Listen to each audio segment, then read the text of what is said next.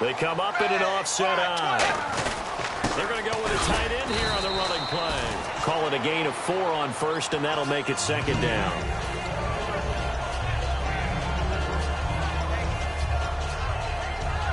Clock rolling as we hit the midway point of this first quarter. On second down, here's Tannehill. And incomplete there. A nice hit. Jars the ball free and brings up third down. Just looking at it from a defensive perspective, when you break the huddle in the red zone, tight end is one of the guys you've got to key on because quarterbacks want the ball in their hands fast in this position, and they want to get it to someone. And in this case, he had the play. They just didn't complete it. And he checks this one down to Williams. Call it a gain of 5, and that's going to make it fourth down. A short gain that doesn't get them the first down brings up a fourth down situation. Really nice job defensively. They knew where the sticks were. They got the stop before it. And no move to get the offense off the field. They'll stay put on 4th and 1. Hey, 380. 380.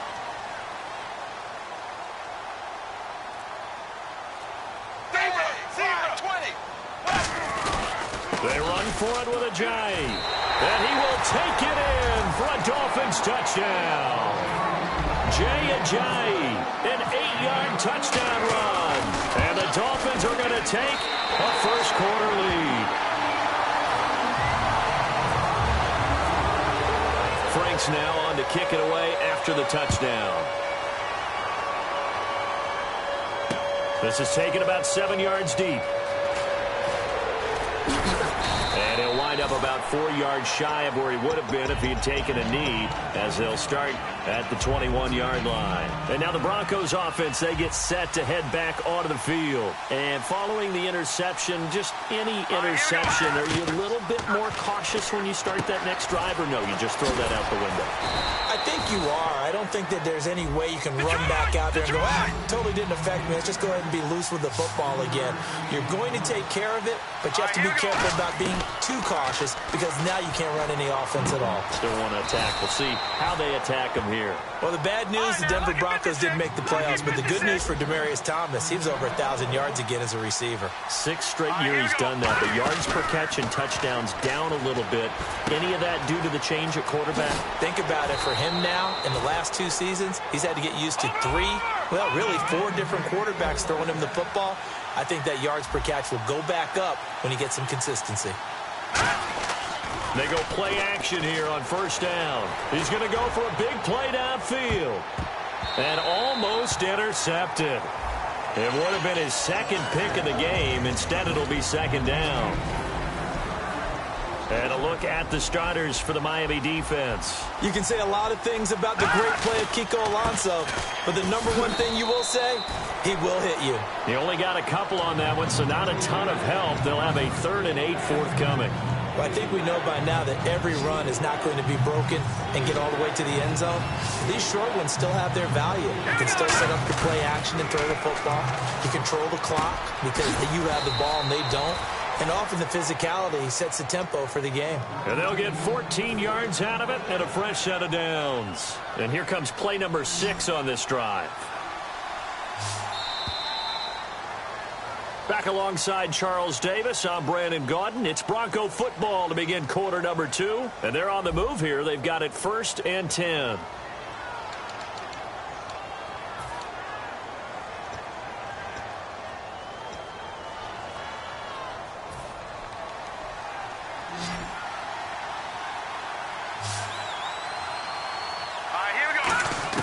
On first down, it's Simeon. Oh, the ball comes out on the hit, but they'll say it's incomplete. Virgil Green is tied in, the intended receiver. And now it's second down. Really nice play by the guys on the defensive side of the ball, but for the guys on the offensive line, they're doing a nice job of trying to protect their passer. But when a guy hops in the air and goes airborne to try and knock one away, it's difficult because you can't reach out and grab him. That'll be a holding penalty. So all you're trying to do is make some type of a play on him, make some type of contact to try and get his arms out of the sky. And on the outside, they're playing press coverage. Now Simeon got a man. He finds Sanders. It goes for a gain of 10, and it's a first down. Well, they've had a great, impressive drive going here, and that pickup ensures the drive continues. And not only do you continue the drive, which is demoralizing for the guys on the defense side of the ball right now, but you make your own defense happy. You're able to get a little more rest over on the sidelines while this one continues downfield. Andre Branch in on the stop. That's a good play by the guys on the defensive side of the ball. Held them to a gain of 2. And that changes the playbook a little bit now for the guy calling plays. 2nd and 8. Now he's got to probably think about going to the air instead of maybe staying with the ground game. And they've got it inside the 10 at the 8. It's a good gain of 11. Sets him up 1st and goal. Oh, and just play after play after play on this long drive for the offense. Now a play fake here on 1st down. That's caught at the 1. Sanders, the former SMU product, had 79 catches last year, over 1,000 yards, 5 touchdowns. They're going to need more of him in Denver if they want to get back into the playoffs. Part of a great tandem, he and Demaryius Thomas, and Demaryius plays out wide. He's one of those guys that you send him out there and let him work one-on-one and use his big body and his big frame to get open. Manuel Sanders, he has the ability to work inside as well. And he's not just quick, he's also fast, and he's dependable for a quarterback because a lot of the routes he runs are right in the sight line. Easy throws for a QB. So we're right back where we started, all even as the kick's away. This will be taken to the back of the end zone.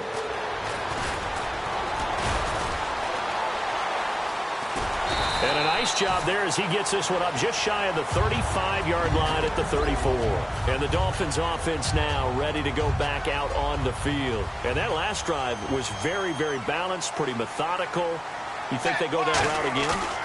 I'm always of the school that until they stop under pressure, and he's going to go down. Tannehill sacked. Sylvester Williams coming up the middle, gets him there for a loss of about 9.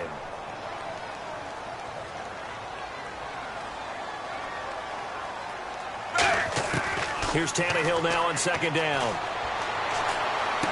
Looking for his running back, and he's got him. It'll be a pickup of 15 as that'll lead to 3rd down. I know most of the time when the ball's in the air, you're thinking wide receiver, tight end, but running backs, they can be a big part of any passing offense nowadays.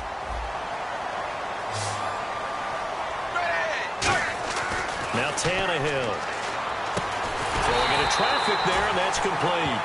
9 yards on the pickup there, and it keeps the drive alive. And Brandon, from our time in college football, where receivers weren't running the traditional NFL route tree, one thing they did learn, find open areas, find soft spots, and set up and catch the ball. And I think we just saw that there. Yeah, we saw that indeed, picking up the first. Tannehill now, the give to Ajayi. And he might have got this across midfield, not by much. They'll mark it down at the 49. Jared Crick there to get him down. 2 minutes to play in a tightly contested first half. We'll come back to Miami after this. To throw on 2nd down is Tannehill. Backing up. Going deep here for Landry. So the long attempt falls innocently to the ground, and it brings up 3rd. One of the toughest things about playing defensive back is pattern reading, trying to figure out what they're doing. And on that one, they had to fly, just sending a guy downfield with the in route accompanying it, what people call a dagger route, trying to hit the guy underneath after the clear out. In this case, though, they're not able to get it done. Yeah, they said forget the underneath route. They went for the guy on the fly, but as you said, incomplete. Everything about that play tells you about today's NFL offenses and what they're asking out of running backs. You can't just be a guy who can run the football. You have to be able to catch it as well, and he didn't get that done on that play.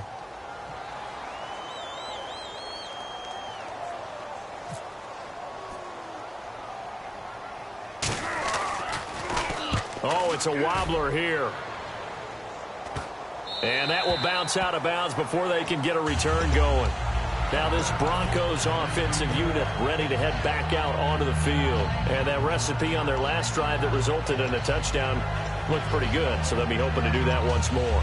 And it takes me back to when we sat with the offensive coordinator and the head coach. They felt pretty good about their game plan. And Thought there were some holes in the defense, and they exploited them the last time out. Let's see if they can come back and put together a similar drive. And we'll see if they can do just that. 2 yards on the pickup there. It'll be 2nd and 8. I do know from experience that when you slow down someone's running game, you're not doing the dictating on defense. And guess what? Now you're getting ready to tee off on their quarterback because they have to throw it all the time.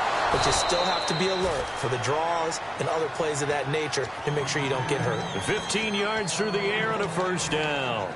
One thing I can say pretty safely, that route is not called if you don't have a guy who can throw the ball and put some mustard on it. Because if you're going to lollipop it in the middle of the field, bad things usually happen. It takes a strong-arm guy who can rifle it in there, and they were able to successfully complete that one. Some runs are blocked so well, you almost forget that someone has to carry the ball to gain the yardage. The leverage by the offensive line to create space up front, really well done. To throw on second is Simeon. Left side here to Sanders. And he'll be taken down, but not before he gets into enemy territory. It's a gain of 11 yards that time, and it produces a new set of downs. And they're going to hurry back to the line now. Play fake to Anderson. Now Simeon. He's got time in the pocket. He's going to loft one deep left side here. And it's knocked away and incomplete. Demarius Thomas, the intended receiver. And it's 2nd down. I like the boldness, and I like that they took a shot downfield, but it was well covered. He's able to get a hand in and knock it away. Simeon. And hauled in here by Jordan Norwood. And he gets this one all the way down inside the 20-yard line. Now hold everything here. We're going to get a timeout by the offense. It's just their first, so they'll have 2 remaining here before we get to halftime. From the red zone now, Simeon. Norwood's got it, complete. Give him 9 there on the first down completion. Offense walks to the line for play number 7 of the drive. Now before this 2nd down play, we'll get whistles and a timeout.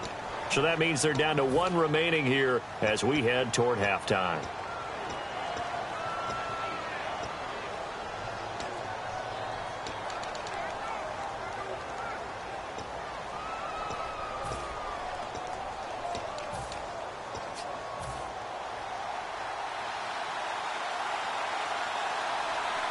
And they're going to go soft on the corners. On 2nd down, Anderson. And he's going to be met at the line of scrimmage and taken down. Now whistles come in. We're going to get a timeout here by the offense. And with halftime on the horizon, they'll be out of timeouts from here forward. And McManus able to put it through. First half in the books. You're watching the NFL on EA Sports. Welcome back. Charles and I settled into the booth, ready for quarter number 3. Both teams appear ready for the fight ahead, and we resume action here in quarter number 3. This is taken about 7 yards deep.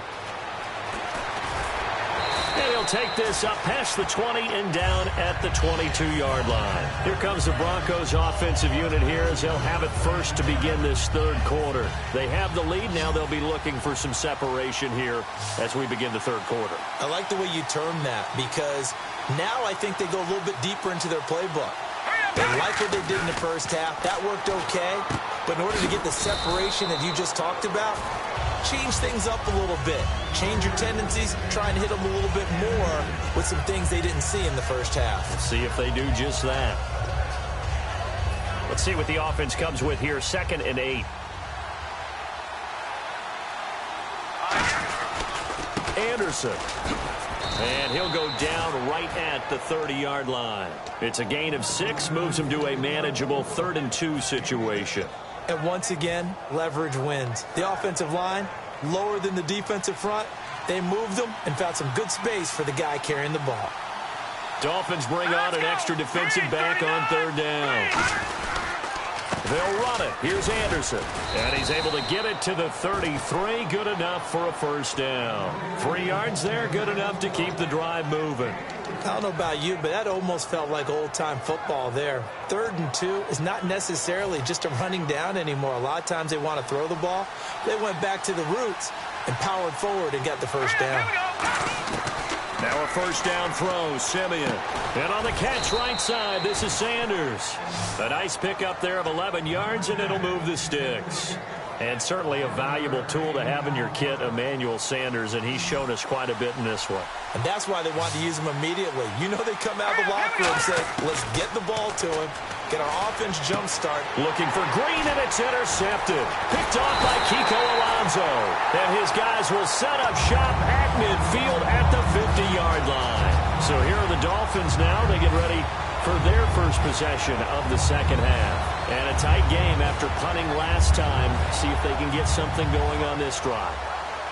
As they head to the field now, with the game this close, you've got to feel there's a sense of urgency for them going on offense right now. But they have to do it without letting panic creep in and affect their play. He's going to look deep now for Landry.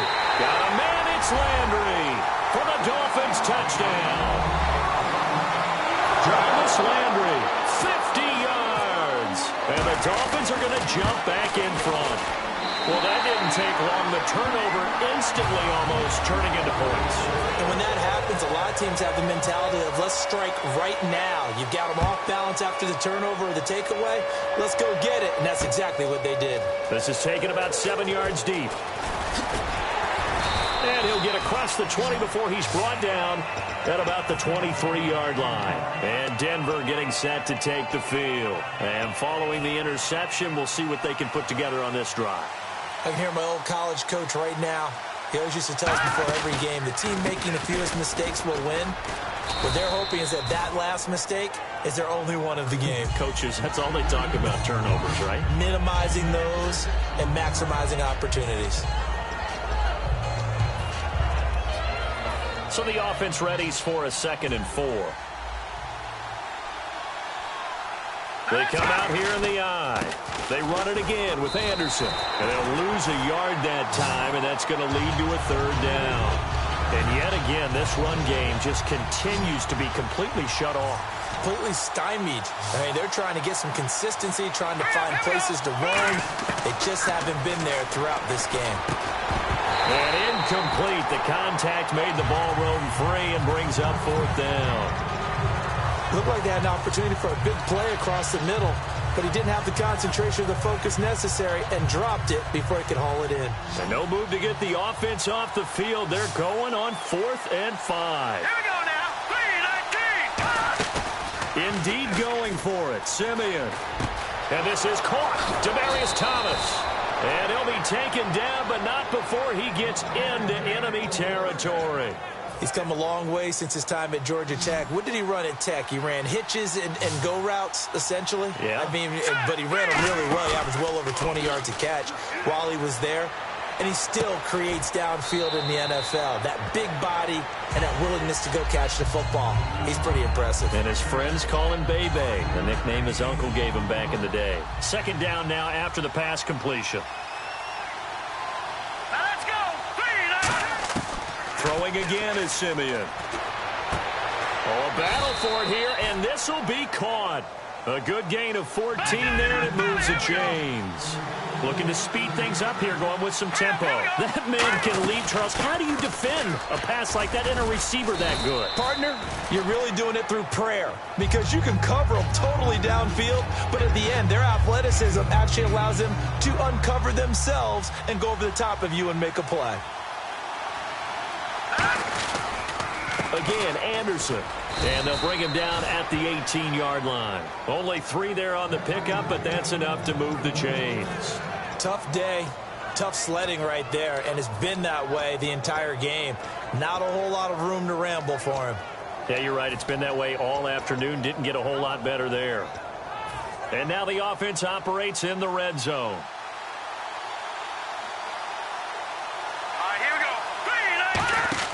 Inside on the right side, caught by Green. That throw good for 4. It's 2nd down. Looked like the screen pass was taken away there, and that was a nice job of improvising, but it's not normal. Usually when the screen pass is taken away, you're taught to just throw the ball at the ground at the feet of the receiver so that you don't get it intercepted and just start over, but he ended up finding another receiver. Back now in Miami.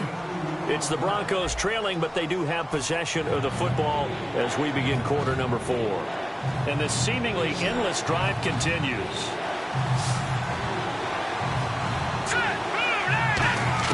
Simeon on third down. And he dropped it. Now it was tipped. Altered the ball a little bit, but he dropped it. And now fourth down. So much of this game is about leverage. We always talk about low man wins in the trenches. Well, it's like that at just about every position. And sometimes, if you lose that leverage and you're losing the battle, just jump up at the line of scrimmage and try and bat the ball away. And that's exactly what happened there. Desperation time for Simeon on fourth. It's caught. He finds Norwood. And he is into the end zone for a Denver touchdown. Jordan Norwood, an 11-yard touchdown. And the Broncos have taken the lead here in the fourth quarter.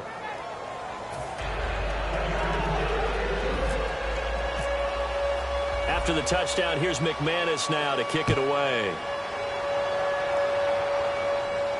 This will be taken to the back of the end zone. And he will be brought down here at about the 17-yard line. The Dolphins offense now working their way back onto the field. Last time they were out, they scored. Still trailing here, though, so some work to do. But it's okay in terms of mindset. Because they scored the last time, they're not quite as worried about being down on the scoreboard because now their confidence is a little bit higher. They feel like they've got something going, and they feel like they can attack again and put more points on the board. Are you scoreboard watching if you're the offense, or are you just focused on this drive? We wouldn't be telling the truth if we said that they didn't scoreboard watch. Everyone does it to some extent, but you've got to set it aside right now and just focus on this series. That'll take care of the scoreboard if they punch it into the end zone. They set up the screen to Ajayi. They'll wind up losing 3, and now it's third down.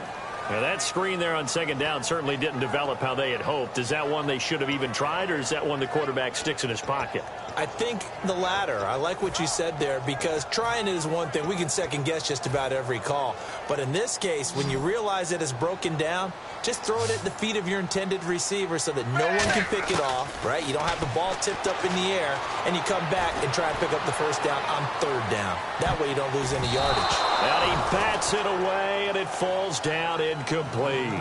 Well, they decided to air it out a little bit on that play, take a shot downfield, but the coverage was really nice, able to get a hand in and tip it away.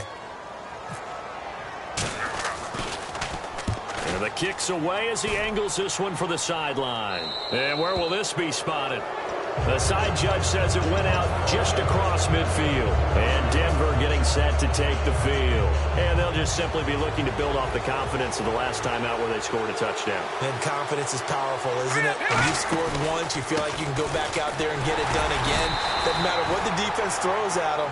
They feel like they're in a groove right now, and they want to get out there and show it. Yeah, hoping to stay in that groove here this go-around. So 2nd and 9, the defense looking to put them in a bad spot here. Let's go! They give it to Anderson. Cuts it out to the sideline. And he's brought down. And a nice carry there of 15 yards. Whenever we meet with coaches and they always talk about wanting to establish running the football, it's oftentimes with a good tight end who can control the line of scrimmage and the point of attack, and they're becoming harder to find because the colleges are giving us a whole lot of receiving tight ends, former wide receivers who can run, not necessarily block very well. In this case, though, we saw 2 tight ends on the field, both of them with the ability to block, and he ran the ball successfully behind that power set. And in this situation with the lead fourth quarter, they're liking keeping the ball on the ground, I'm sure. That's just smart football, but you know the defense has to know it as well. They've got to stop them here. So now we're going to see that loading the box in a big way. 6, 7, 8, 9, whatever it's going to take, puts a little bit more pressure on your big offensive line. And he finds a man on the crossing route. And all the way home for a Broncos score. Emmanuel Sanders, 35 yards. And the Broncos will add on to their lead. This receiver is dangerous no matter what route you call for him. But what drives defensive coordinators crazy in preparing for him? The short catches that he turns into long runs and ends up in the end zone. After the touchdown, here's McManus now to kick it away. This is taken about 7 yards deep. And he's able to get it across the 20, but not by much, as he's marked down at the 21-yard line. Out comes the Dolphin offense now as they get set to take over here. And on the last go-around, they really couldn't get anything going. They had to punt from deep inside their own territory, which means you're going to lose the field position battle as a general rule. And the Broncos get there and take him down. DeMarcus Ware in there to drop him, and it'll be a loss of about 8. Now, we talk about players blitzing all the time. I often laugh and sometimes call it just straight-ahead pursuit. What a running start right back to the backfield for him. Yeah, it really didn't give anybody a chance to get up there and stop him. No, I mean, that's really, really difficult. You're asking a whole lot anyway, but when he gets that kind of a start and comes through clean, oftentimes the advantage definitely goes to the defensive player. And he's able to get it to the 33. Good enough for a first down. Give him 3 yards and a fresh set of downs. 3rd and 1, partner. No need to be fancy there. Just use some force and move forward and pick up the first down. Time for a break. We're back to finish this one off after this. They come out 5 wide, 3 of them to the right side. Now a first down throw, Tannehill. Now a desperation throw deep downfield. And this is intercepted, and that should do it. A great read, and it's picked off. And to the 40-yard line, that's where the return stops. And Denver getting set to take the field. Getting down to the end here, they have a 2-score lead. Barely, but it's a 2-score lead, so that probably makes you as a coach feel a lot more comfortable right now, doesn't it, Charles? It does, but it doesn't mean now you go out and run option or some kind of wild double reverse or anything. Now the Dolphins are going to halt the action here. It's a timeout. It's just their first. They've got 2 more to use here in the final stages.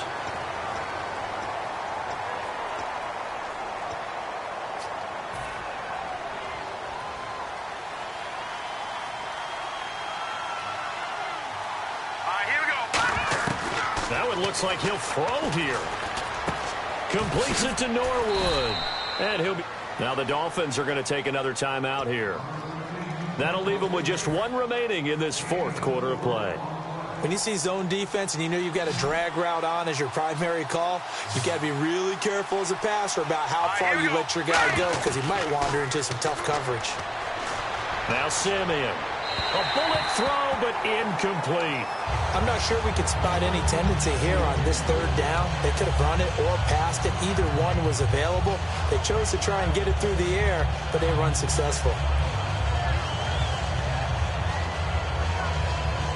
And with things looking pretty good on the scoreboard, they're going to keep the offense out there and go for it here on 4th. Let's go. Broncos going on 4th. It's Simeon. And this time he's got the hook up. It's complete. 5 yards on the pickup, and they're able to pick up the conversion here on 4th down. I remember in pregame when we were talking to him on the field, and he took his gloves off and showed us his fingers. A few misshapen ones in there, and now we know why, trying to catch those types of bullets. That was a dart. Yeah, even for a talented receiver, those are tough to hang on to. Didn't they tell us in our meetings that they needed to account for him on each and every play? You think? A guy of his caliber? So how does a guy like him get that wide open? That usually means there's a tire breakdown on what the coverage was. That everyone thought they were doing something, and they were supposed to be doing something else. The bottom line is, no matter what, you have to know where he is and cover him on every play. Incomplete pass on 2nd down. Let's see what the offense draws up here on 3rd. Simeon. He's going to leave this for his running back. It's complete. Now hang on here. Timeout called. Timeout called by the defense. It'll be their 3rd and final timeout, so as they talk things over, we'll step aside. So on now is Brandon McManus. He has hit from as far away as 57, but that was in Denver. And this will be spotted on the other side of the field. It's a 61-yard attempt. So it's not an NFL record, but it's not far off. That'll go in the books as a 61-yard field goal. And wasn't it weird to see a guy line up for a field goal on the other side of midfield? The ball got halfway there, and you thought, no way is that going to make it, but it just kept carrying and carrying, and he winds up sneaking it right over the bar. And he probably should have stayed in the end zone as he'll muster a return up to only the 14-yard line. The Dolphins' offense now heads back on the field. Defense really showing respect to the deep ball here, playing off the receivers. Eluding the pressure right. That's going to go as a loss of 7, and it'll set them back for 2nd down. They come out 5 wide, 3 of them to the right side. Here's Tannehill. Oh, hit as he throws there, incomplete. Devontae Parker, the intended receiver, 3rd down here. It's a tried-and-true formula, and I don't think it'll change for as long as we play football. If someone's trying to throw the ball and you can put pressure on them and make it tough, that's only going to help your defense. Yeah, he sensed being hurried. He got rid of it before taking the hit, but incomplete. He's going to let it fly. And this is intercepted, and that should do it. Picked off by Aqib Talib. And they'll set up shop in enemy territory at the 45-yard line. And coming out now, the Broncos. The clock cannot be stopped here. Defense can't do anything. So kneel it down, take it home. No doubt about it. It's what you practice for. And down he goes. A sack. They sack him back across midfield at about the 48-yard line. Well, they were coming out of the 4-3 defensively. Pressure coming off that right side from the DN. And that's the blind side of most quarterbacks. If you're right-handed, that's the side you don't see quite as well. And that's why you rely on your left tackle. And this is caught inside the 5. Now hold everything here. We're going to get a timeout by the offense. And as the two teams talk it over on their respective sidelines, we take a break. Possible run anticipation here as the D-line sandwiches together. Simeon. And this will be caught. Well, forget taking the knee. Some late gamesmanship here as they throw for a late touchdown. Still passing. Finding the big target for the touchdown. Now that lead grows even more. Everybody gets to join in the fun. You know, it doesn't have to just be the wide receivers catching touchdown passes. The tight end doesn't just have to do just the dirty work inside. He gets a chance to get into the end zone as well. And it's caught for 2 points. Very interesting way to end this one. They add on a couple extra that they really didn't need.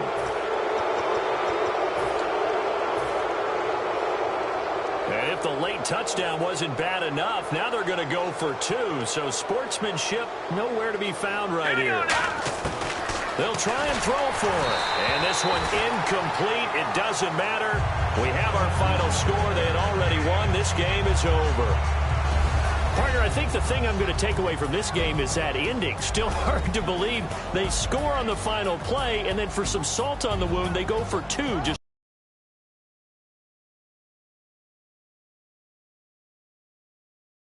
not to mention, they already had the lead when they scored on the final play. So I don't know if everyone on the team is a fantasy football player, and they're like, hey, get more points for our guys. I don't know what's going on here. Maybe a coach is looking ahead and saying, you know something, the more points we have might be the tiebreaker. But, boy, what a way to finish it.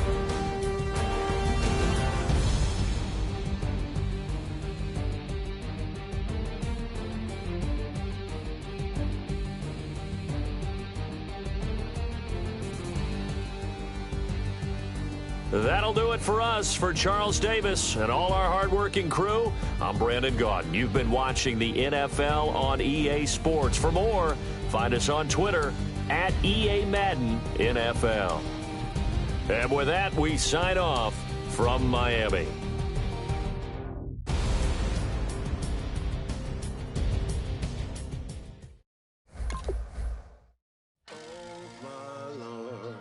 The light is going down and the weekend's here. Save my soul. I can feel it coming, troubles in the air. Oh my Lord, the light is going down and the weekend's here. Save my soul. Who's on with me? Who's on with me?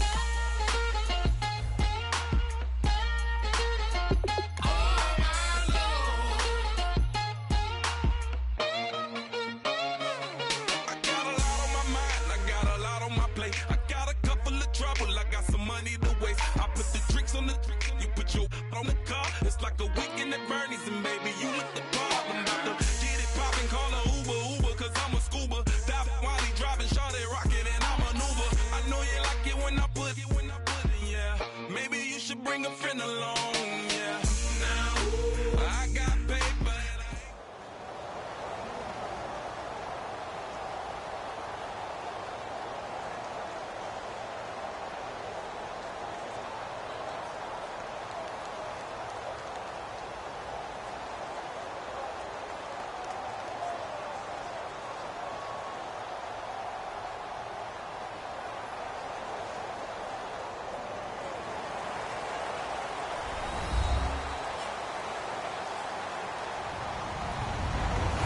everybody. I'm Larry Ridley. Welcome to the NFL on EA Sports. Anticipation is mounting for today's game, and we've got two quarterbacks looking to make an impact. It's the Broncos going up against the Falcons. With that, it's time to hook up with our commentators in the booth as we turn it over to Brandon Guyton and Charles Davis. Thank you very much, Larry. You are looking live at the Georgia Dome here in downtown Atlanta. Coming up, we've got a good matchup on tap between the Denver Broncos and the Atlanta Falcons.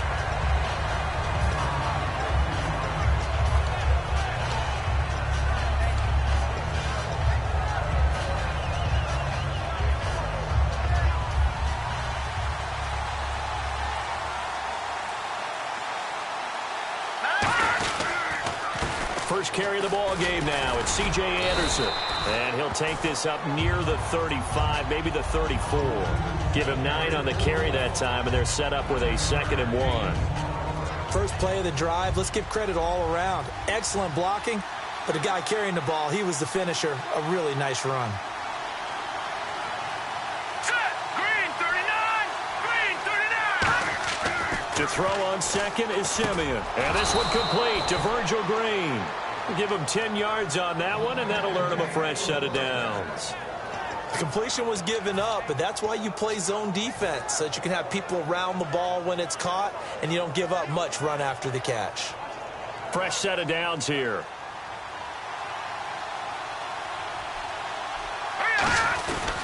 Handoff comes to Anderson. And able to break one tackle, but then quickly brought down. But a nice little gain. 9 yards is the pickup there, and they'll have a 2nd and 1. You know what really fires up offensive linemen? When the guy that is carrying the ball behind them can create his own space and break a tackle along the way. Now Anderson, and he'll get it down here to the 43. A gain of 4 that time as the drive continues.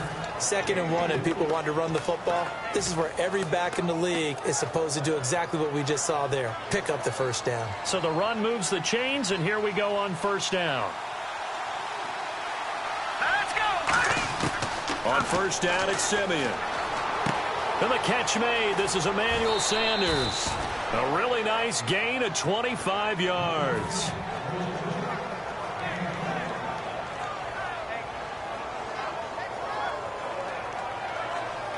So after that big gain, let's see what else the offense has up its sleeve. Here we go now. First down. Here's the run with Anderson. And they've got it inside the 10 at the 8. It's a good gain of 11. Sets them up 1st and goal. And that's been a pretty darn good drive to start things off here in this game. Move the ball downfield well, and after that run, they're set up at 1st and goal. And they will not get the connection there. It's incomplete. Demaryius Thomas, the intended receiver, and that'll bring up 2nd down. Here's the offense, and you got to talk about the guy that they nicknamed Bebe, Charles Demaryius Thomas. You worry about him catching the ball, but you worry more about what he does after the catch. Big, strong, physical. He makes plays downfield. Green 30. On 2nd down, here's Simeon. Into double coverage, and it's intercepted. Picked up by the linebacker, Paul Warlow. And a big turnover there as his guys will get the football back. Certainly not how they envisioned ending their opening drive here in the first quarter. Too many ones in this play. First quarter, first drive, first interception thrown. And that last one, that hurts. And not great starting field position here for the offense.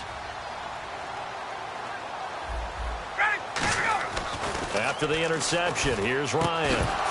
And incomplete to open things up. He was trying to hit Taylor Gabriel that time. That'll bring up 2nd down. All right, let's look at the offense. Devontae Freeman, this is a guy that you wanted to talk about, so take it away. Brandon, have you seen a running back play with such joy as well as such fury? I love the way he runs the football and attacks defenses. Now Ryan down around the goal line. This one complete to Mohamed Sanu. And Brandon, I think Mohamed Sanu had a nice career while he was in Cincinnati, but he really elevated 2016 in Atlanta. The most catches for himself in a single season. 59 of them, 4 touchdowns. Really a nice compliment to Julio Jones, and he was a nice compliment in Cincinnati. I don't want to say he's not a number 1 receiver, but he plays that number 2 slot well, doesn't he? He does, and I think it's because of his versatility. He can play in the slot. He can play out wide. They can use him as a wildcat quarterback. He has thrown passes in the NFL. In fact, going back to his days at Rutgers, I think he threw 18 passes while he was at Rutgers, so you never know what you're going to get when Mohamed Sanu has his hands on the football. First down and 10 now for the offensive group.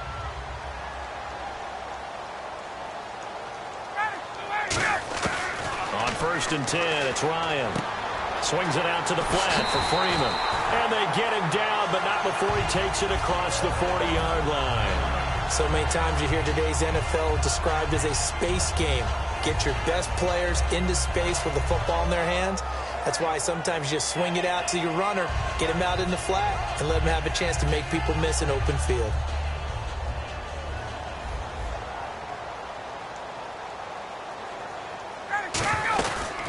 They'll run for the first time with Devontae Freeman. 5 yards is the tally on first down. That brings up 2nd and 5.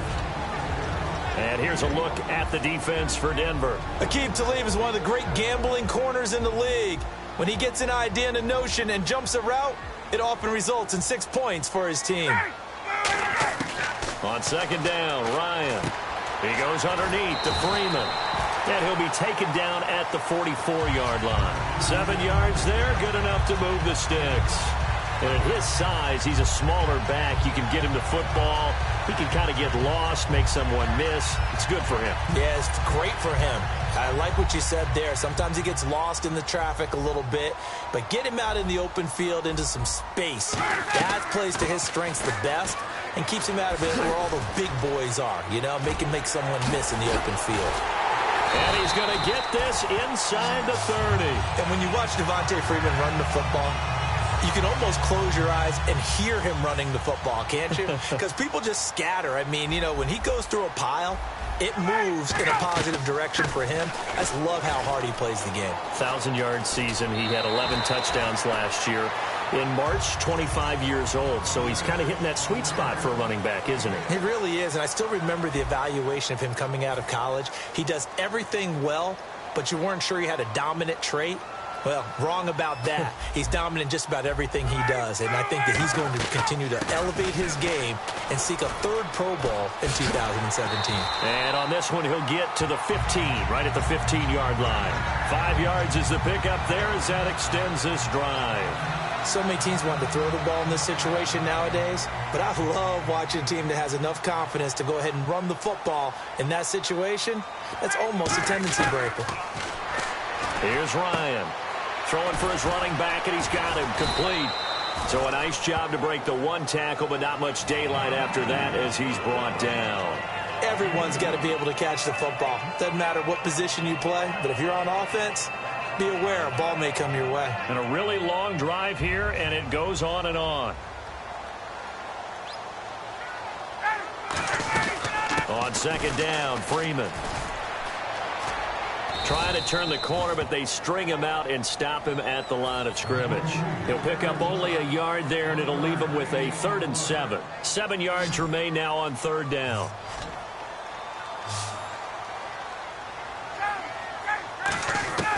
On 3rd down, Ryan.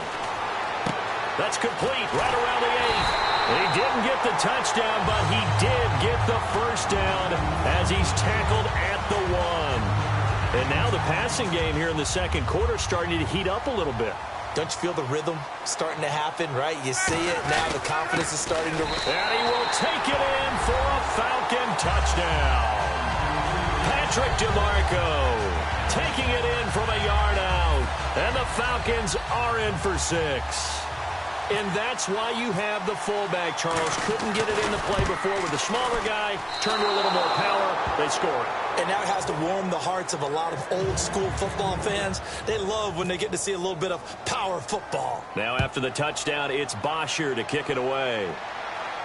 That'll be taken in the end zone. And he'll take it back to about the 19-yard line. And Denver getting set to take the field. Looked like they had something going last drive. Then the interception happened. Will they recover? The memory they need to keep with them is that they did have something going. They were moving the ball on offense, had a nice sequence going. Don't worry about the other part. You can't get that back. Let's go back to what you were doing well before. I thought you were going to say they need to have no memory, but remember the good part, forget the bad. I like that even better. Got to give some credit there defensively. They snuffed out that screen early on first half. Really read it well, didn't they? Because they didn't bring the pressure that they expected. They covered all the passing lanes. So once you see it break down as the passer, I think in this situation, you're either throwing it at the feet of your back to make sure no one picks it off, or you throw it away, throw it over the sideline. Don't try and freelance and try and make a bigger play. There's really no one else running a pattern that should be open.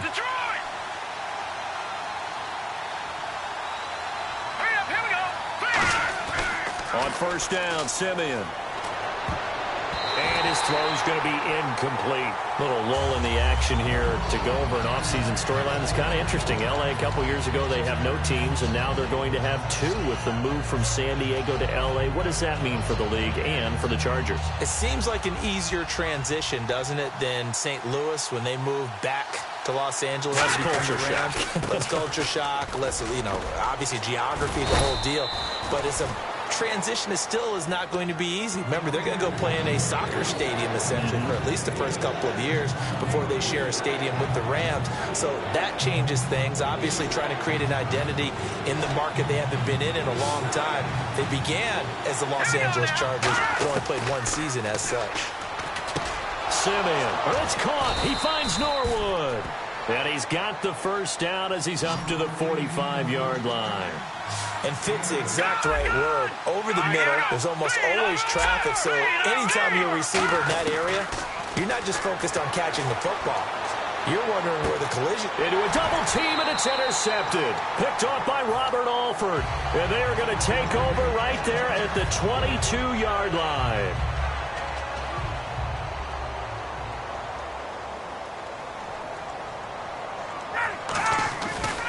The drive will start with a carry by Devontae Freeman. And he'll take it ahead to the 28-yard line. A solid run on first down. Gain of 7 leaves him with a 2nd and 3.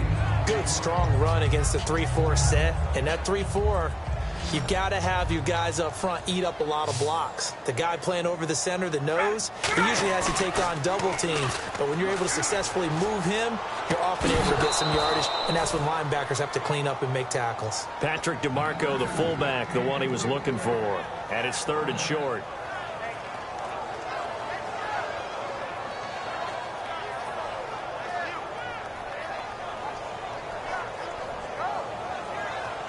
Third down here for the offense after the incomplete pass.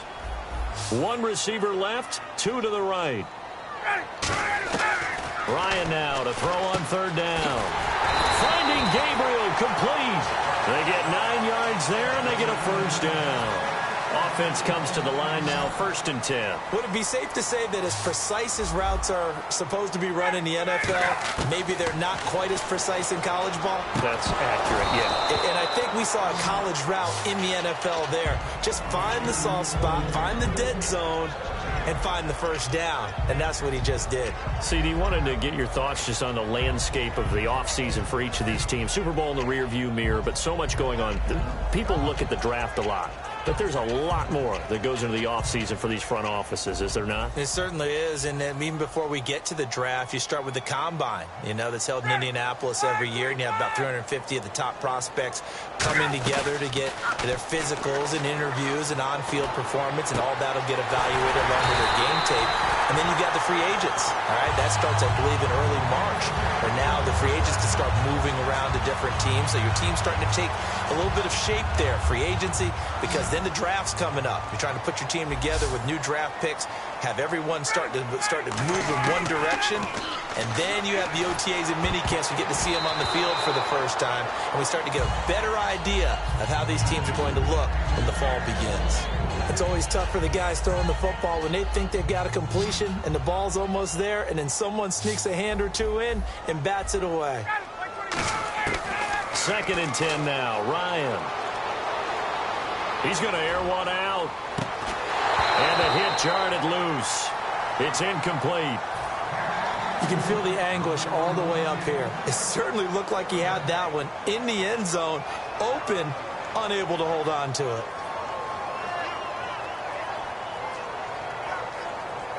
Now play number 7 of the drive as they're looking at a 3rd and 10.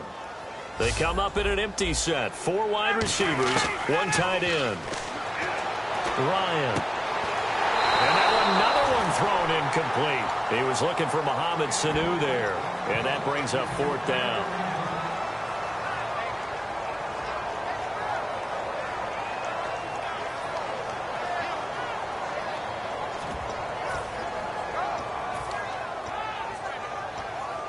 The 3 straight incompletions, they don't care. That hasn't dissuaded them. They're going to go for it on 4th. 1 receiver left, 2 to the right.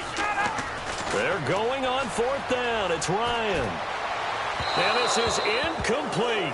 Well, you mind if we go off topic for a second? No, you know I like to do that randomly. AFC playoff contenders for this year that didn't make it last season. Who do you have that might get in? Well, I think Cincinnati's got to be considered there. Maybe they'd have an offseason that's calm, and they go into this season and try and get back to the playoffs where they've been perennials. How about Denver? Yeah. Remember last year they didn't have the quarterback to start. Trevor Siemian played pretty well overall, but maybe they can get solidified there and ride that strong defense right back into the playoffs. I'm going to give you a little bit off the pace. Indianapolis cannot afford to squander Andrew Luck, one of the better young quarterbacks in the game. They've got to get back to the playoffs. And Buffalo, brand new head coach, brand new people running the ball club. Let's see if they can figure it out, because I think defensively they can be awfully strong. Now a play fake here on 1st down. And no escaping this time as he'll go down. They got him for a sack. Well, they go play fake. The problem is nobody was faked out. And when no one's faked out, what's the end result? Quarterback gets hit.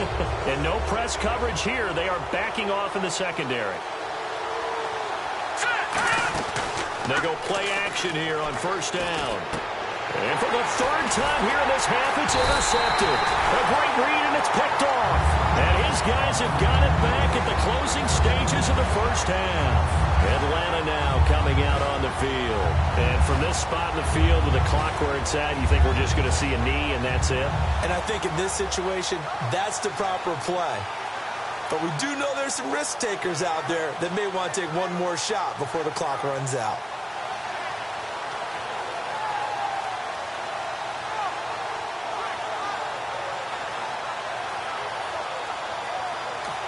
And with the play clock winding down, we're going to get a timeout.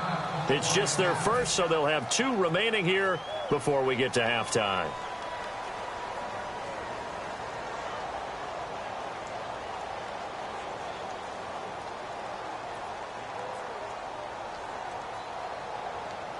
And they line up now for what will likely be the last play of the 1st half. And they're going to go soft on the corners. Final play of the half. It's Ryan surveying the field. He's out. It's incomplete. Took a shot, couldn't connect. So 2 quarters down, 2 remain. Charles and I return after the break.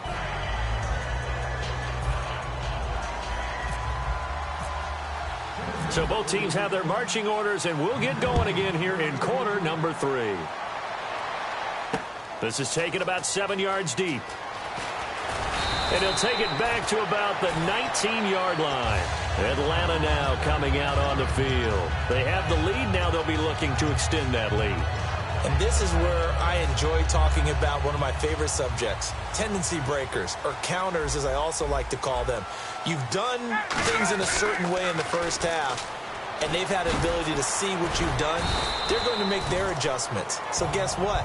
You adjust yourself and try and stay ahead of the pace because you are looking for some separation in this ball game. The adjustment to the adjustment. Without a doubt. Show them one thing, hit them with something else. On 2nd down, Ryan. And this is Gabriel on the catch. 6 yards is the pickup, and that'll lead to a 3rd down.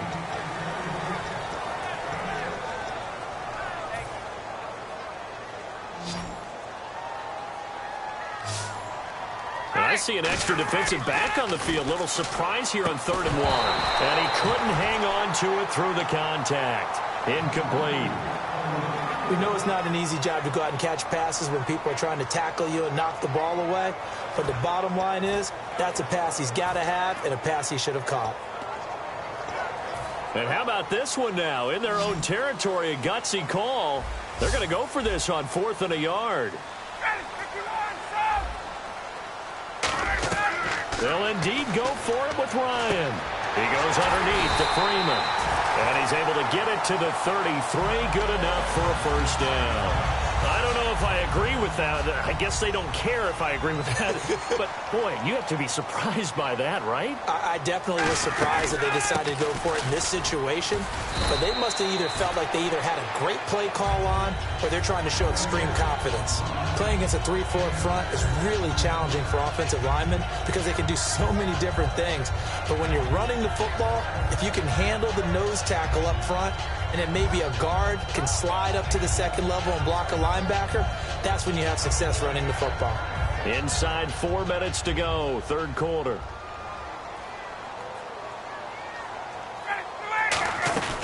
Back to the ground, this time with Freeman.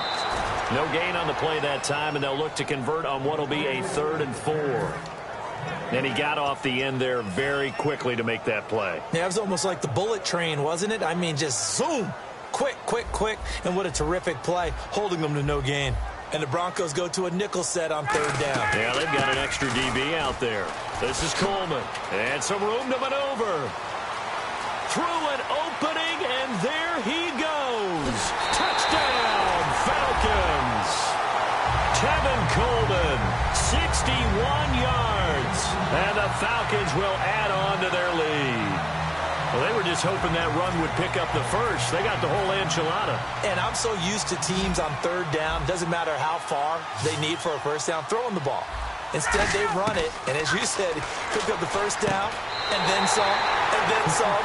In fact, everything, all the way for a touchdown. Terrific play. Now after the touchdown, it's Bosher to kick it away. That'll be taken in the end zone.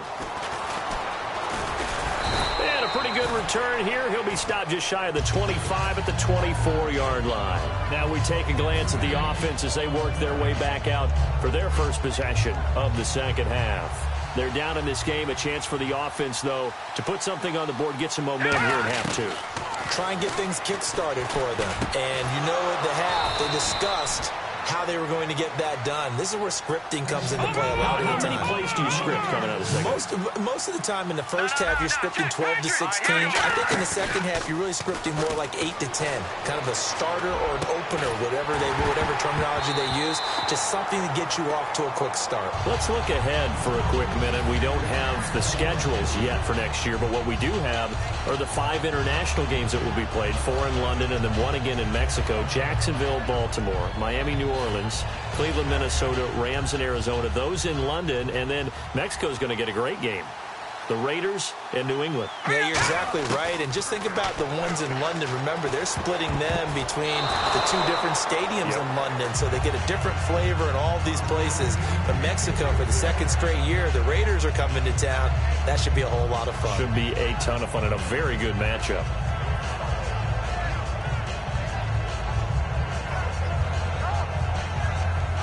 Offense trying to avoid stalling out, facing a 3rd and 10. Throwing on 3rd down, Simeon. And that will be incomplete as well. He was looking for Jordan Norwood that time. And that brings up 4th down. Here's Riley Dixon now. And surprisingly, this is the first punt of the game for either team. And here's a very low-line drive, almost whiffed on it. And take it run. Now a hit and a loose football. And the Falcons grab it. And that's what friends are for. Right? As the returner, you know who you're buying dinner for later. Oh, without a doubt, because he just took care of you and your team in a big way. You know, you turn it over there, that's a big momentum changer and put your defense in a bad spot. They'll come out in the pistol. Ryan Looking deep downfield. So they took a shot on first down but couldn't connect. And you just know when that play call came in, their eyes lit up because anytime you get a chance to take a big shot downfield, that's a lot of fun, and they missed an opportunity.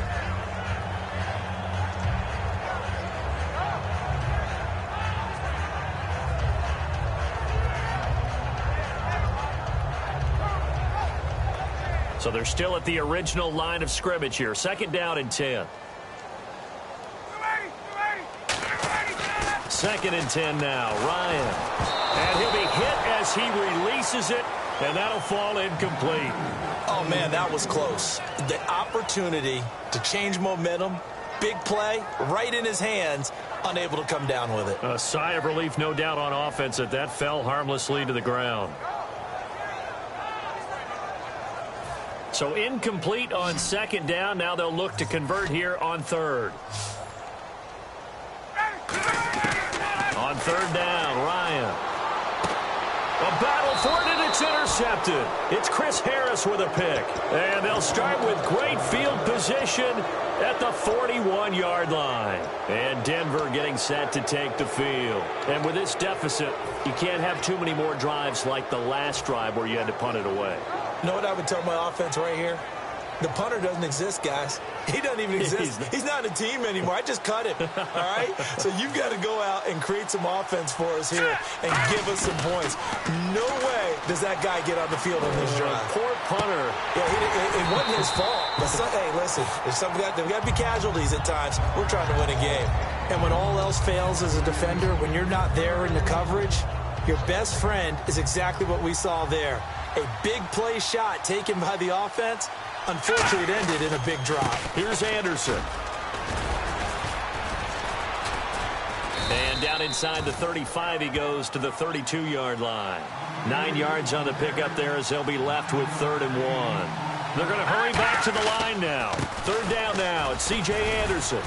And he's able to get the first here as he's taken down at the 25. Call it a gain of 7, and it gets him a new set of downs. Everyone understood their role on that play. 3rd and 1. You know the defensive guys, they're trying to get down and get low and get leverage on the offensive lineman, but they didn't allow that to happen. They created a crease and allowed him to get through for a first down. Completes it to Norwood. 5 yards on the catch there, brings up second down. And now they're in the hurry-up. In recent years, the slot receivers really gained stature in the NFL because they can do so many things.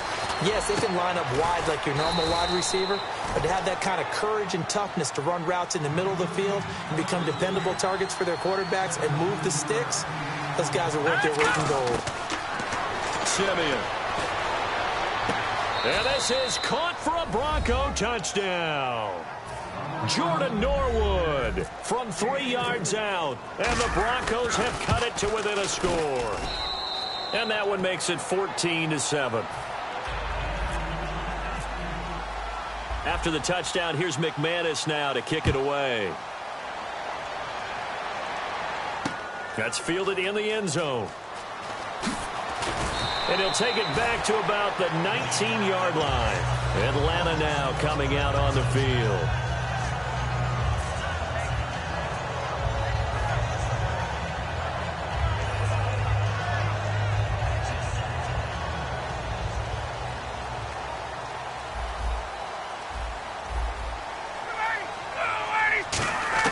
Trying to shake off the interception. He'll look to throw. Quick hitter here. It's complete. And this one will go to the 28-yard line. Give him 10 yards on the pickup, and it'll be second and very short. Completed pass play. Now let's see if they go back to the air or to the ground. They'll run it now out of the gun. Officially, it's no gain on the play, and they'll remain a few inches shy of a first with third down looming.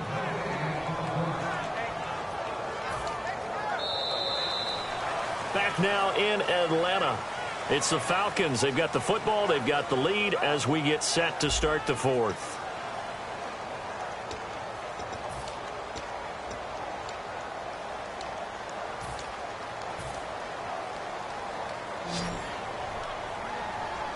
And on third down, a nickel formation here defensively. Ryan now to throw on third down. Swings it out to the flat for Freeman. Devontae Freeman, they're not going to get him. Touchdown, Falcons. Devontae Freeman, 71 yards. And the Falcons will extend their lead. So they connected on a short pass on 3rd and 1 to pick up the first, opting not to run it. Well, there was a lot of run after the catch all the way into the end zone. On these short yardage plays, you often get man coverage in the secondary. Not every time, but oftentimes you do. So if you decide to go ahead and throw the ball, once they get away, especially on one like this, short pass, but now he just takes off and goes. How much rack did he end up with at the end of that one? Run after catch all the way into the end zone. The Broncos offense now gets ready to head back onto the field, and they're hoping to capture some of that magic they had last time out when they were able to put together a scoring drive, but they're still down here, Charles.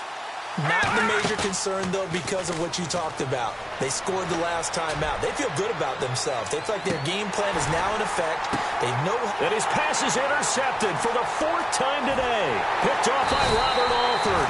And the return goes up to his own 17-yard line. Here comes the Atlanta offense now ready to take over here. And they were able to punch it in the end zone last time. They'll be looking to do that again here for the defense. Obviously, they'll be looking to stop them from punching it back in the end zone. It always is punch, counter punch, isn't it? And which team has the advantage? Well, let's just go back. Last time on offense, they rolled downfield, got into a good rhythm.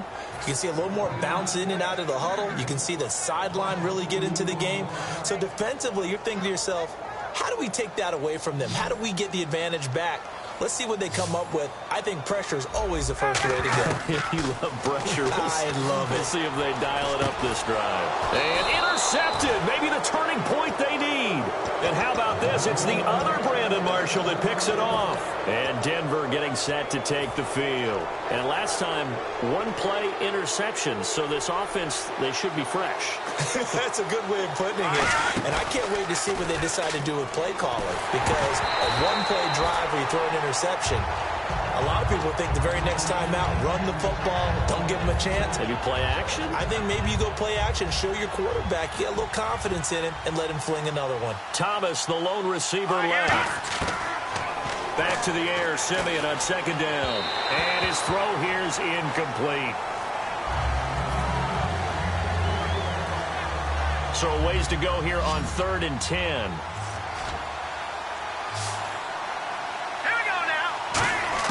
From the gun on 3rd, Simeon. And caught, right side, Green. 2 yards is all they'll get on the completion. It's 4th down. Partner, I think that completion takes the definition of dink and dunk to a different level, doesn't it? It does, and the defense was right there, kind of played into their hands.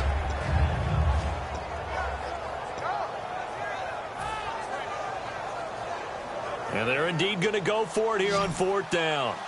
So trailing here in the last quarter. Let's see how this plays out.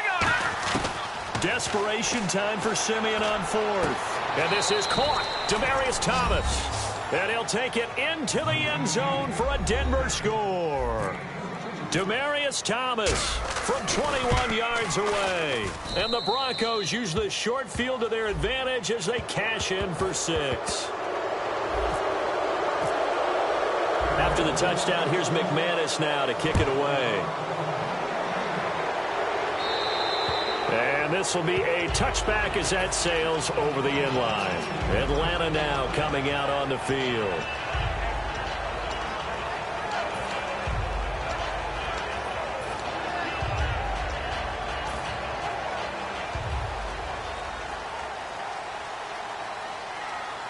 They come out with 1 back and 3 tight ends. They'll run with Freeman here to begin the drive. 2 yards on the carry there. It'll be 2nd down. The 4th quarter here, they've got the lead. They want to keep it on the ground. That's what they're doing. Smart football. Keep the clock grinding. Keep it going. But you got to figure now, they're going to see more people stacked up at the line of scrimmage as they try and bleed it out. 2nd down, 8.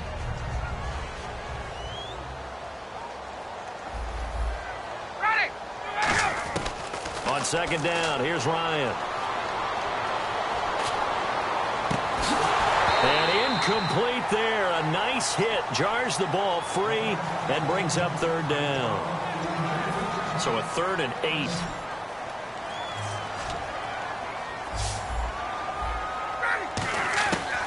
On third down, Ryan.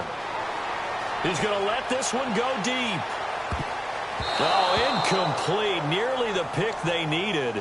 They would have loved one there, but at least it does get them to fourth down.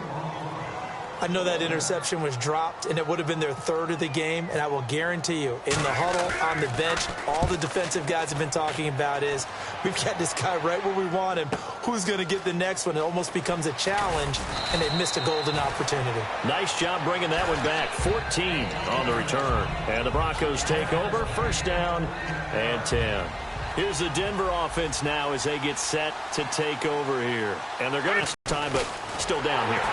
When you're playing catch-up, every possession becomes crucial, doesn't it? It's vital. Get back out on the field, punch in the end zone again. They know it's not easy, but what they do have going for them, they did score the last time. They think they've got a good formula working. And what about the defense? Well, now you're just saying to yourself, okay, give up. Nowhere to escape, and he goes down. Courtney Upshaw continuing to fight downfield. The big tackle gets him for a loss of 11.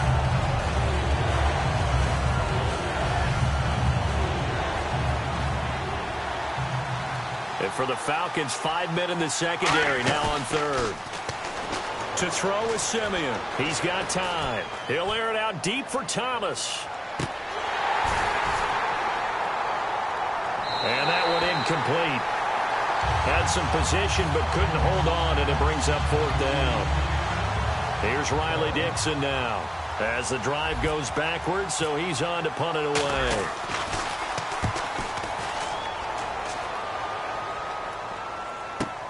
Pulled in at the 24. We'll call that a punt of 54 yards. Well struck. And possession will switch hands. First and 10. Atlanta now coming out on the field. And they're coming off a 3-and-out, my friend. I think they've got to look at that play sheet and go to a spot that they haven't gone before. Time to shake things up a little bit to try and get this offense moving. Okay, so how do you do that? How do you shake things up? You look at what you've called before, realize it hasn't worked Go to so something well, else. and maybe you try and find one of those special plays from one of your better players, and maybe try and hit something big and get things going in the excitement area.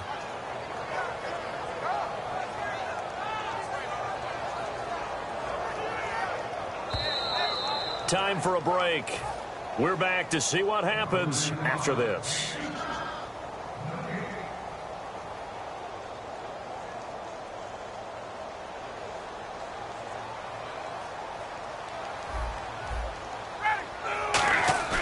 Now Ryan on second down. Finding time. And it's hauled in by Austin Hooper. And he's finally taken down, but not before getting across midfield and across the 45-yard line. There are so many things to watch for when you play defense. And reading your keys, you always hear about that. And having your eyes in the right place. Sometimes your eyes can fool you. How about that play action there? And it sprang the big guy, didn't it? Able to dump it over the top to him. A couple of Broncos there in on the tackle. Good solid gain on first down. About what you'd expect from the big guy carrying the ball. They come out here in the eye. Ryan wants to throw it. And this is going to be caught. He won the fight for the football. That one good for 16, and the drive will continue. So here we go, first and 10 now. And a good quarterback facing zone coverage. If he has just a little bit of time to survey the scene, that's what's going to happen. No doubt about it. If there's no pressure, he's going to continue to pick them apart because he'll have all that time to find someone open downfield. You can only cover for so long. So maybe they want to go to a zone blitz scheme, get a little bit more pressure. Remember when Carolina did that against Denver? They lost the game ultimately. They dropped the defensive end out. Now the Broncos are going to take a timeout. It's just their first. They've got 2 more to use here in the final stages.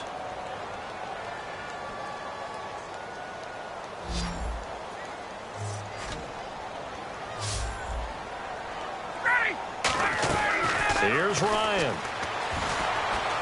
And that is incomplete. He was looking for his tight end, Jacob Tamme, there. And it's fourth down. So on fourth down, out trots the kicker in a big spot here. This to make it a 2-score game.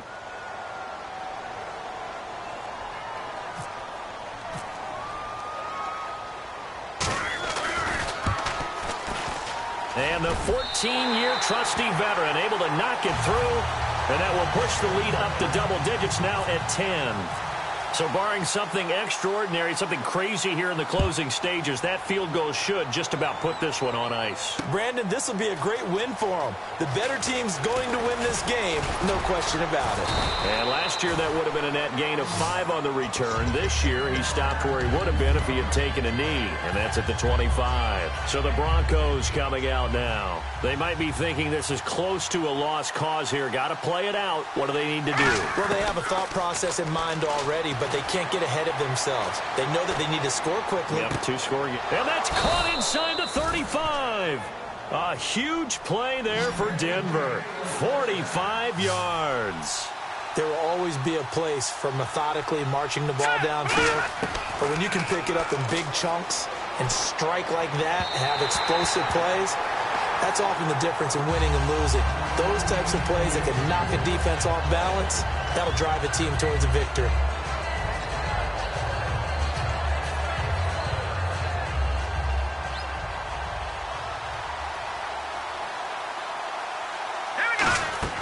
Now it's Simeon. Screenplay, Anderson. And he is into the end zone for the touchdown. So they still need a miracle with a clock where it's at, but they get one piece to the puzzle done. Still have hope. And there's the touchdown that they needed, so they'll celebrate. But the guys on the sidelines, they've got to stay focused. The onside kick team, they need them to get the ball back. Yeah, part one of the equation done. Now they need to convert, then get that onside kick.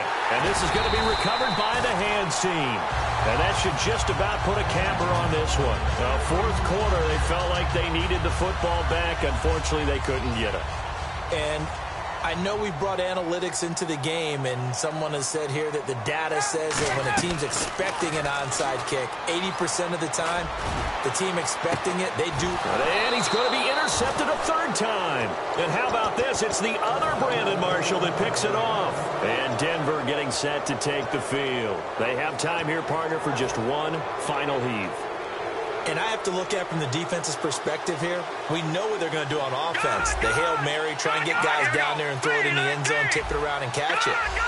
You've got to have guys back there to defend that. But also, you can't allow the quarterback as much time as he wants to set up and throw it. Maybe you bring a little extra pressure to make sure he gets rid of it quicker. A little bit of a cat and mouse game. We'll see if they bring that pressure. So they just got the football on an interception. They almost gave it right back the same way. And, you know, when you look over to the bench after that type of a play, number one is pure relief. Didn't give it up. But it's not the coach you're worried about yelling at you. It's those guys on defense who just intercepted the pass and want to break over there. Hey, take care of the football, man. Well, going into the final play of this game, they knew that they needed some type of a miracle there at the very end, but they couldn't get it done. However, we were treated to really a spectacular affair. Even though they didn't finish it off, you're exactly right. They took us down to the last play. We're still, you're wondering, could it happen?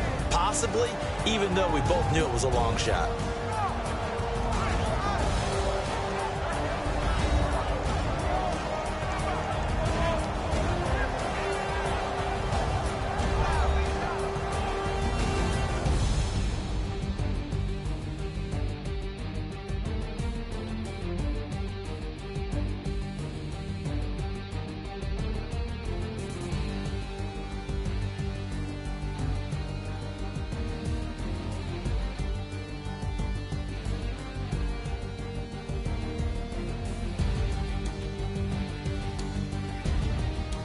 So that'll do it for my partner, Charles Davis, and the best darn crew in the industry. I'm Brandon Gaudin. This has been a presentation of the NFL on EA Sports. It's a win for the Falcons here as we say so long from Atlanta.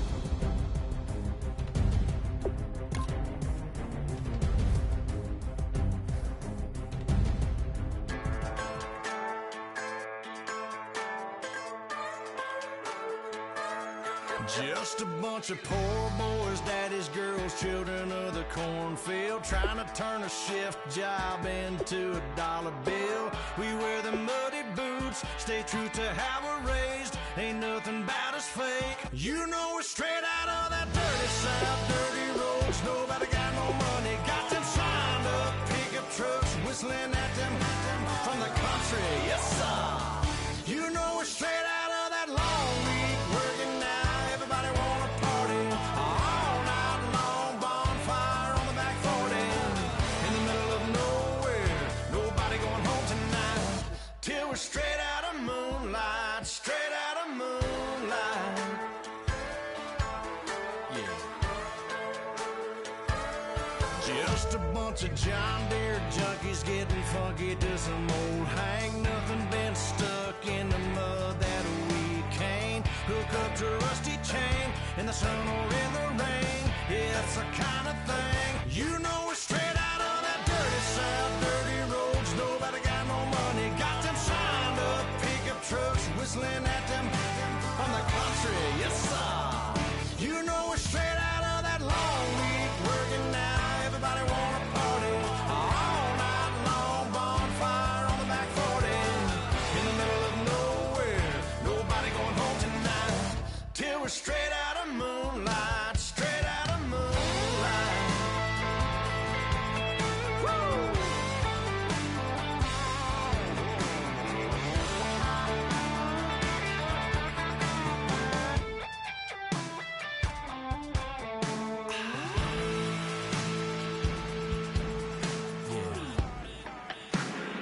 You know we're straight out of that dirty south, dirty roads. Nobody got no money, got them signed up pickup trucks, whistling at them from the country. Yes, sir.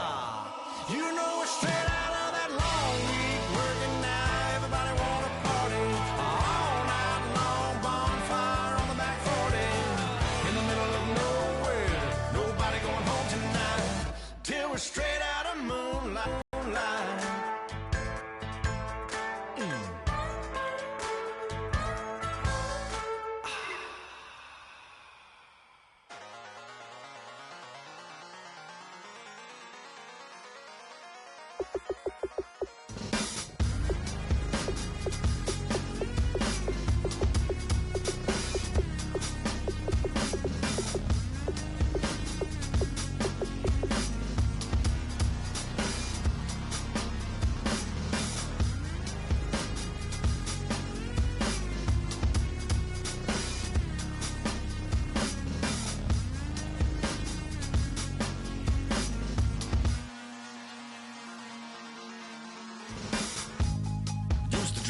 Hard to admit that I used to draw portraiture in a human form, doodle of a two-headed unicorn. It was soothing, moving his arm in a fusion of man-made tools and a muse from beyond. Even if it went beautifully wrong, it was tangible truth for a youth to refuse to belong. No name nuisance, who's in a bedroom, who's in a brand new cuneiform.